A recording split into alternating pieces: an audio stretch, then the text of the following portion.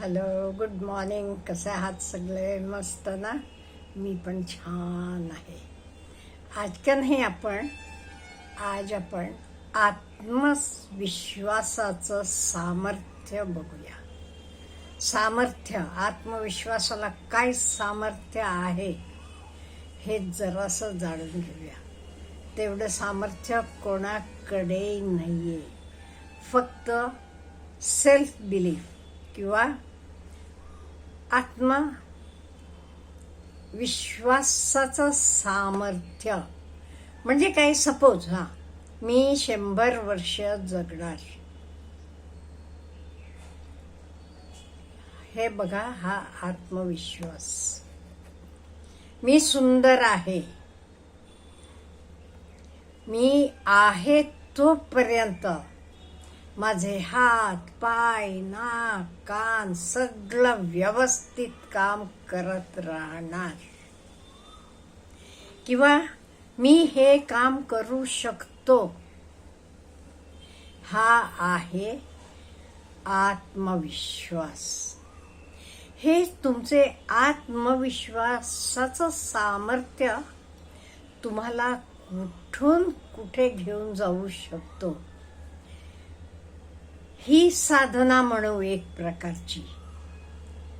हे एक प्रकारचं स्वप्न असेल. तुम्हाला मी तेनसिंगची गोष्ट सांगते. तेनसिंग अगदी लहान असल्यापासून त्याला मला एव्हरेस्ट चढायचं आहे हे त्याचं स्वप्न होतं. हे बघा, एव्हरेस्ट चढणं म्हणजे त्या शिखराची उंची 8 ते 9 किलोमीटर आहे, जवळजवळ 5 मैलपेक्षा जास्त. पण मी चढू शकतो, मी तो करू शकतो. मला चढायचं आहे, मी चढू शकतो. हा आत्मविश्वास तेनसिंगकडे होता. त्याची आई पण त्याला कायम प्रोत्साहन द्यायची. Yes, you can do it. तू हे करू शकतोस आणि तू करणारच. आणि बघा, कुठल्याही आईनं असंच असायला पाहिजे. त्यामुळे ती कायम त्याला स्फूर्ती देत राहिली, एनकरेजमेंट देत राहिली आणि हा चढायची साधना करत राहिला. आणि एक दिवस असा उगवला, तो वर चढून तिथे आपले भारत देशाचा तिरंगा, आपलं ध्वज तिथे जाऊन त्यानं फडकावला. ह्याला कारण काय आहे? ह्याला कारण आहे त्याचं आत्मविश्वास आणि श्रद्धा आणि साधना. असं करून त्यांना असामान्य कीर्ती मिळवली. त्यामुळे आपल्या मनाला आपण ही साधना करायला लावायला पाहिजे. हो, मी हे करू शकतो, मी करणार. आणि मनाला कोण तयार करते? श्रद्धा मनाला तयार करते. कोण तयार करते मनाला? मनाला श्रद्धा तयार करते. आणि आपल्याला माहित आहे सावित्री आणि सत्यवानाची गोष्ट. आपल्या सर्वांना माहित असेल. सावित्रीला माहित होतं लग्न झाल्यावर सत्यवानाचं आयुष्य लवकरच संपणार आहे. पण तिला आत्मविश्वास होता, मी त्याला 100 वर्षे जगवू शकते. मी त्याला लवकर जाऊ देणार नाही. असं काय झालं? रोज त्यांचं चाललेलं होतं. करत करत त्याचा शेवटचा दिवस तयार होऊन जवळ येत होता. तो आपले गाई म्हशींना घेऊन चरायला गेला होता. सावित्री पण त्याच्याबरोबर गेली. तिला माहित आहे एका एका तासाना, एका एका मिनिटाना वेळ जवळ येत आहे, यमराज येणार आहे. तिला माहित होतं.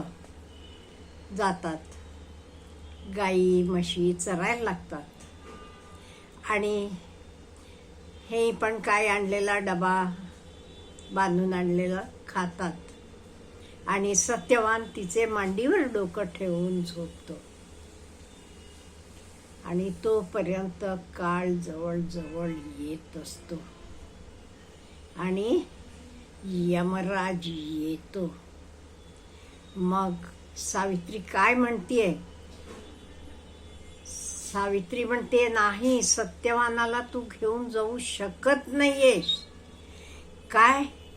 मला जगायचं आहे आणि मी आनंदानं जगायला पाहिजे, ते सत्यवान असायला पाहिजे. ते दोघांमध्ये बरीच बातचीत होतीये, पण सावित्री कुठे यमाला कमी पडत नाही. मग यम आपली हार मानतो आणि सत्यवानाला म्हणतो अजूनही तो जगेल. मी माझे शब्द मागे घेतो. असं सावित्रीचे श्रद्धेनं सत्यवानाला जीवदान मिळालं. असं मित्रांनो, आपल्याला काही बनायचं असलं, काही व्हायचं असलं, आपले काही स्वप्न असली तरी आपण ती स्वप्न आपले श्रद्धेनं पूर्ण करू शकतो. ओके, मला डॉक्टर व्हायचं आहे. मग मन लावून अभ्यास करा. नीटचे परीक्षेत पण भरपूर मार्क मिळतील. आपल्या आजूबाजूचे असे मुलांना आपण बघतो ज्यांनी क्लास लावला नाही, काही नाही, असं करून ते 700 पर्यंत मार्क मिळवलेले आहेत आणि त्या मुलांना आता हवी तिथे ऍडमिशन मिळणार आहे. हे कशामुळे शक्य झालं? त्यांचे श्रद्धेमुळे. त्यामुळे आपल्याला हवं तर आपण मिळवणार असू तर आपल्याला काय पाहिजे? आपल्याला आत्मविश्वास पाहिजे, फर्स्ट थिंग. आणि आत्मविश्वासाचं सामर्थ्य हे कुठल्याही सामर्थ्यापेक्षा अतिशय मोठं आहे. बाकीचं कोणीही काही म्हणू देत, काही त्यातनं घडणार नाही. तुमचं स्वतःचं सामर्थ्य असलं का नाही, हो मी हे करणार, नक्की तुम्ही करू शकता. नुसतं करू शकत नाहीये तुम्ही, ते तुम्हाला यश पण मिळू शकते. नो डाऊट अजून मधून काही प्रॉब्लेम्स येतील, पण ते प्रॉब्लेम्सला आपण काय करायला पाहिजे? चॅलेंज समजून we should defeat the problems and we can. तुम्ही तुमच्या आजूबाजूला बघा.